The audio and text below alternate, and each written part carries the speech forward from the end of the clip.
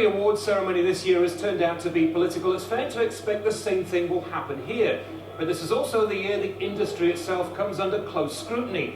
In previous years, the hashtag #OscarsSoWhite gained traction, but this year, 6 black actors are nominated for awards. But ultimately, this may end up being La La Land versus the rest. Andy Gallagher, Al Jazeera, Los Angeles, California. Well, let's talk more about this. We're joined in the studio by actor, writer and movie director Andrew Rajan. Thanks so much for joining us. The last 2 years in Hollywood, the Academy Awards have faced raging criticism for being too white, haven't they? Yes. This year promises to be a little different. We've got, for the first time in history, 6 black actors nominated for major awards. Denzel Washington, Ruth Negga, Dev Patel. In the supporting actress category, 3 black women in a single category. Your reaction?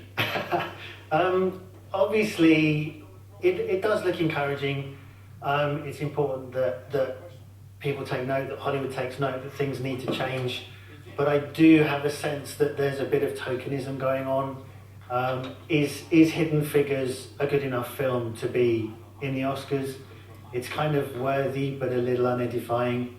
Denzel Washington, is he as good an actor as his 8 nominations? I think he's had 2 wins. I'm not sure. So I think that things need to be changed drastically, but I think it needs to go at a far deeper level than So this is not a cure-all, putting I don't think so. names at the top of the list. I think that tokenism does as much damage as non-representation. Sure.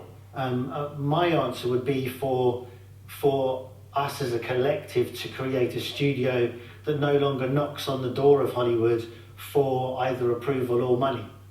When you say us as a collective, I mean the non-white because it's Asians and Hispanics as well who are poorly represented. Absolutely. I mean, is Dev Patel, is his performance good enough? I'm not sure to be Oscar nominated, or is he just there because they realise that they need to start getting a few non-white faces up for big awards? So apart from the idea of a collective, what more would you like to see being done as sort of immediate steps, changing the industry, not just the award? The mechanism already exists. We're not reinventing the wheel. To create a studio isn't a difficult thing to do, but I think that it needs to be funded by people of colour who want to tell their stories, not the stories told to serve the consciousness of a Hollywood-centric mindset. Hollywood perhaps needs to start talking to producers who want to start telling those stories. But I think that we need to do more ourselves and change our headset and stop knocking on a door of someone who has their own agenda. I guess the big question, of course, in the end, when it comes down to the Academy Awards, is will one of these films, there are 3 out of 9, I think, Sure.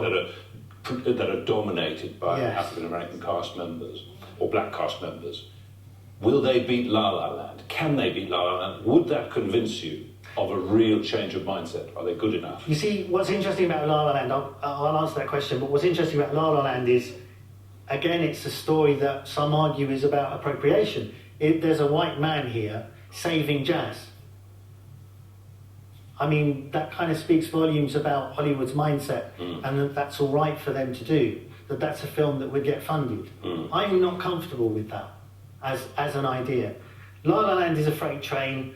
I think Hollywood has always been, and the Academy members have always liked films that take us out of what's going on in the world.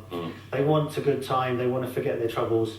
So I can see the freight train blasting straight through. The Oscars this time round, it's obviously done well at the Globes, did very well at the BAFTAs. So I can't really see that train stopping. But I'm sure there will be a nod. And I hope Moonlight Somewhere gets something because of those films. I think that's probably the strongest. Yeah. Okay. Andrew Rajan, we'll have to leave it there, but thanks very much for your time. Thank you.